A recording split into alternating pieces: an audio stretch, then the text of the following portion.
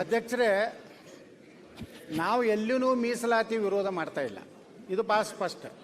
ಈಗ ನಮ್ಮ ಸೌಹಾರ್ದದಲ್ಲೇ ಒಬ್ಬರು SC ಇದ್ದಾರೆ, ಒಬ್ಬರು ST ಇದ್ದಾರೆ, ಇಬ್ಬರು ಹಿಂದುಳಿದ ವರ್ಗದವರು ಇದ್ದಾರೆ, ಇಬ್ಬರು ಮಹಿಳೆಯರಿದ್ದಾರೆ.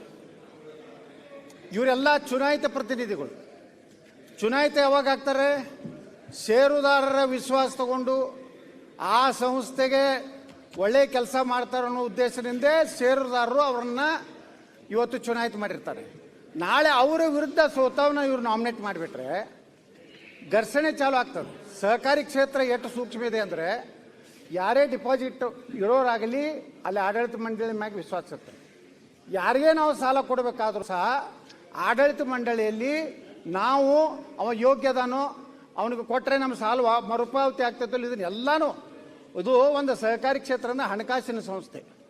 ಅದಕ್ಕೆ ಮಾನ್ಯ ಸಹಕಾರ ಸಚಿವರು ಯಾಕೋ ಪ್ರತಿಷ್ಠೆ ಮಾಡಿಕೊಂಡು ಕೊನೆಯ ಕಾಲದಲ್ಲಿ, ಯಾಕಂದ್ರೆ ಮುಂದಿನ ಸಲ ಅವ್ರು ಚುನಾವಣೆ ನಿಂದಿರೋದಿಲ್ಲ, ಇದೇ ಕೊನೆಯ ಅವಧಿ ಮಂತ್ರಿ ಮತ್ತು ಕೊನೆಯ ಅವಧಿಯ ಶಾಸಕರು. ಇಂಥ ಸಂದರ್ಭದಾಗ ದಯವಿಟ್ಟು ನೀವು ಮೀಸಲಾತಿ ನಾವು ಎಲ್ಲೂ ವಿರೋಧ ಮಾಡಲ್ಲ. ಸುಮ್ಮನೆ ದಮನಿಯರು ಅವರು ನಮ್ಮ ನರೇಂದ್ರ ಸ್ವಾಮಿ ಹೇಳ್ತಾರೆ, ಯಾವ ದಮನಿಯರು ಇಲ್ಲ, ಪಾಪನಿಯರು ಇಲ್ಲ. ನಿಮಗೆ ಅಷ್ಟು ಕಳಕಳಿನೇ ಇತ್ತಂದ್ರೆ 100% ನೀವೇ ಶೇರ್ ಕೊಡ್ರಿ, 100% ನೀವೇ ಕ್ಯಾಪಿಟಲ್ ಹಾಕ್ರಿ, 100% SC ST ಅವ್ರದನ್ನೇ ಮ್ಯಾನೇಜ್ಮೆಂಟ್ ಮಾಡಿ. ನಮ್ದು ಏನೂ ತಕರಾರಿಲ್ಲ. ಅದಕ್ಕೆ ನಾವು ವಿನಂತಿ ಮಾಡ್ಕೋತೀವಿ. ಇದರಿಂದ ಏನಾಗ್ಲಾಕತ್ತದಂದ್ರೆ ದಿನ ಒಂದೊಂದು ತಿದ್ದುಪಡಿ ತರ್ತಾ ಇದ್ದಾರೆ. ಮಾನ್ಯ ತಗೊಂಡ್ಬಂದ್ರು ಯಾವ ಏನು ಸರ್ಪ್ಲಸ್ ಫಂಡ್ ಏನಿರ್ತದೆ DCC ಬ್ಯಾಂಕ್ನಾಗ ಇಡ್ಬೇಕಂತ, ಅದ್ರ ಮ್ಯಾಗ ನಾವು ಕೋರ್ಟಿಂದ ಸ್ಟೇ ತರಬೇಕಾಯ್ತು. ನ್ಯಾಷನಲೈಸ್ ಬ್ಯಾಂಕಿಂತ 2% ಹೆಚ್ಚು ಬಡ್ಡಿ ಕೊಡಬೇಕು ಅಂತೇಳಿ ಇವರೇ ಸರ್ಕ್ಯುಲರ್ ತೆಗೆದ್ರು. ಸಹಕಾರ ಯಾರು ಮಾತು ಕೇಳಿದ್ರು ಏನೋ ಅದು ಹೋಗಿ ಕೋರ್ಟ್ನಾಗ ಸ್ಟೇ ಆಯ್ತು. ಅದಕ್ಕೆ ನಾವು ವಿನಂತಿ ಮಾಡ್ಕೊತೀನಿ, ನಮ್ಮ HK ಪಾಟೀಲ್ರು ಹಿರಿಯ ಸಹಕಾರಿ ದುಡ್ರದಾರ, ಒಂದು ಸದನ ಸಮಿತಿ ನೇಮಿಸ್ರಿ. ಆ ಸದನ ಸಮಿತಿ ಏನು ತನ್ನ ವಿಚಾರಗಳನ್ನು ಹೇಳ್ತದೆ, ನಾವು ಮಾಡ್ಲಾಕ ಏನೂ ತಕರಾರು ಮಾಡೋದು ನಮ್ದೆಲ್ಲ ವಿಶ್ವಾಸ ಐತಿ. ಅಂದ್ರೆ ನಮ್ಮ HK ಪಾಟೀಲ್ರು ಏನು ಮಾತಾಡೋದಿಲ್ಲ. ಇಂಥ ಸಂದರ್ಭದಾಗ ಎತ್ತು ಮಾತಾಡೋದು. ಅವಾಗ KH ಪಾಟೀಲ್ ಹೆಂಗಿದ್ರು ಹುಲಿ ಹತ್ತಿದ್ರು, ಗದಗ ಹುಲಿ ಮಾತಾಡ್ತಿದ್ರು ಸರ್ಕಾರ ಎದ್ದೇಳಿ ಮಂಜುನಾಥ ತೇರಿಸ್ಬೇಕಾಗಿ. ಎದ್ದೇಳಿ ಕೃಷ್ಣೇಗೌಡ ಅಂದ್ರೆ ನಾ ಕೃಷ್ಣೇಗೌಡ ಅಲ್ಲ, ಸುಮ್ಮ ಒಕ್ಕೊಂಡಪ್ಪ ಗೌಡ ಆಗಿ ಕೂತಾರ. ಸ್ವಲ್ಪ ಹೇಳ್ರಿ, ಇದನ್ನ ಪ್ರತಿಭಟನೆ ಮಾಡಿ ಅಂದಾಗ HK ಪಾಟೀಲ್ ಅಂದ್ರೆ KH ಪಾಟೀಲ್ರ ಪ್ರತಿರೂಪ. ನೀವು ಕೂತ್ರಿ ಸರ್. ಅಧ್ಯಕ್ಷ ಮೊನ್ನೆ ಯತ್ನಾಳಗೌಡರು ಬಹಳಷ್ಟು ಅಪೇಕ್ಷೆ ಪಟ್ಟಿದ್ದಾರೆ ನಾ ಎದ್ದು ಮಾತಾಡಬೇಕು ಅಂಥೇಳಿ. ಒಂದು ಸೆಕೆಂಡ್ ಮೊನ್ನೆ ನರೇಂದ್ರ ಸ್ವಾಮಿ ಅವರು ಹೇಳಿದರು, ಅಲ್ಲಿ ನೋಡ್ರಿ ಸಮಾನತೆಯ ಅವಕಾಶಗಳನ್ನು ಕೊಡ್ರಿ. ನೋಡ್ರಿ, ಇದೇ ಸದನ ಅವರ ಪಾಪ್ಯುಲೇಷನ್ ಎಷ್ಟೈತಿ, ಪರಿಶಿಷ್ಟರ ಪಾಪ್ಯುಲೇಷನ್, ಅಷ್ಟು ಹಣ ಕೊಡೋದಕ್ಕೆ ಟೇಬಲ್ ಬಡಿದು ನಾವು ಸ್ವಾಗತ ಮಾಡಿದ್ವಿ. ನೌಕರಿಯೊಳಗೆ ಅಲ್ಲ ರೀ, ಸ್ವಲ್ಪ ಮಾತಾಡಕ್ಕೆ ಬಿಡ್ರಿ ನಮಗೆ ಮುನ್ರತ್ನ.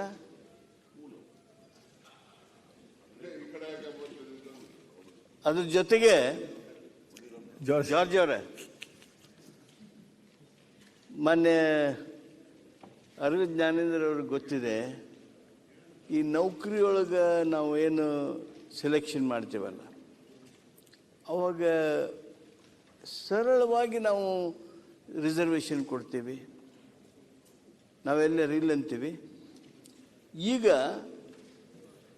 ಸ್ಥಾನಮಾನಗಳಲ್ಲಿ ಅವಕಾಶ ಕೊಡುವಾಗ ಇಷ್ಟ್ಯಾಕೆ ಹಿಂದೇಟು ಹಾಕ್ತೀರಿ? ಆಮೇಲೆ ಹೇಳಿದ್ರು ಬಸವನಗೌಡರು, ನಮ್ಮ ಬ್ಯಾಂಕ್ನೊಳಗೆ ಪರಿಶಿಷ್ಟರು ಇದ್ದಾರೆ, ಮಹಿಳೆ ಇದ್ದಾರೆ, ಹಿಂದುಳಿದವರು ಇದ್ದಾರೆ. ಇಲ್ಲ ಅಂತ ಅಲ್ಲ, ಸಹಕಾರಿ ಕ್ಷೇತ್ರದೊಳಗೆ 150 ಮೇಲೆ ಸಮಾನತೆಯಿಂದ ಇದ್ದಾರೆ.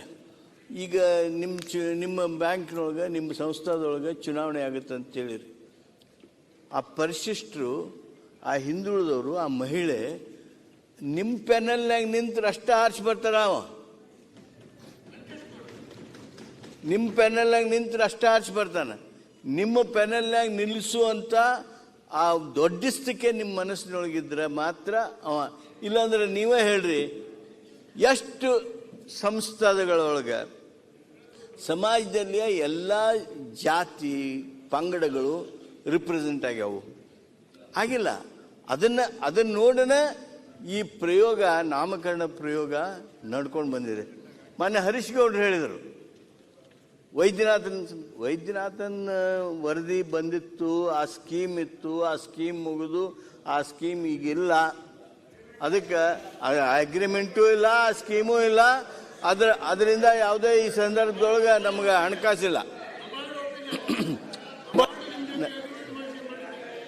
ಅದಿಲ್ಲ. ಈಗ ವೈದ್ಯನಾಥನ್ ವರದಿ ಪ್ರಕಾರ Vaidyanathan scheme has gone now, ಅದಿಲ್ಲ.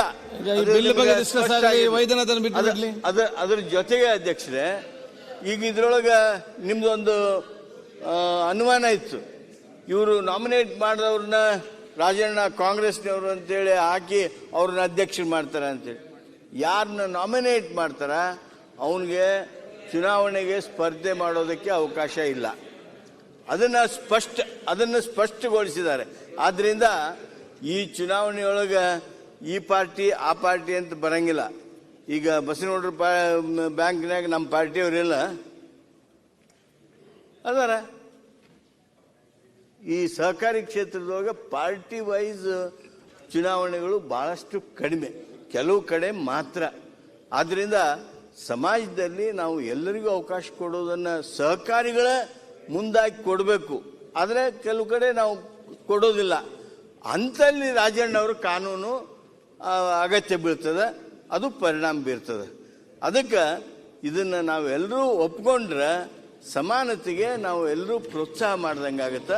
ಅದಕ್ಕೆ ಒಪ್ಪಬೇಕು ಅಂತೇಳಿ ನಾನು ಕೇಳ್ತೀನಿ. ಟಿದವರು ಆ ಪೆನಲ್ದಂಗೆ ಇತ್ತರೆ ಆಚೆ ಬರ್ತಾರೆ ಅಂತ ಹೇಳ್ತಾರೆ. ನಮ್ಮ ಸಿದ್ದೇಶ್ವರ ಬ್ಯಾಂಕ್ನಾಗನೇ ಆ ನಮ್ಮ ಪೆನಲ್ದಾಗ ಇದ್ದವರೇ ಸೋತರು, ಅಪೋಸಿಷನ್ ಇದ್ರಾಗಿದ್ದವರೇ ಆರಿಸ್ಕೊಂಡ್ರು. ಹಂಗ ನೀವು ಎಚ್ ಕೆ ಪಾಟೀಲ್ರು ಆಯ್ತು, ಅವರು ನಿಲುವು ಒಬ್ಬ ಸಹಕಾರಿ ನಿಲುವಲ್ಲ, ಅದು ಒಂದು ಪಾರ್ಟಿಗೆ ಸೀಮಿತ ಆಗಿ ಮಾತಾಡ್ಯಾರ. ಮೆಜಾರಿಟಿ ಇದೆ, ಏನ್ ಮಾಡ್ಕೋತೀರಿ ಮಾಡ್ಕೋರಿ, ಮುಂದೆ ಏನು ಬರ್ತೈತೆ.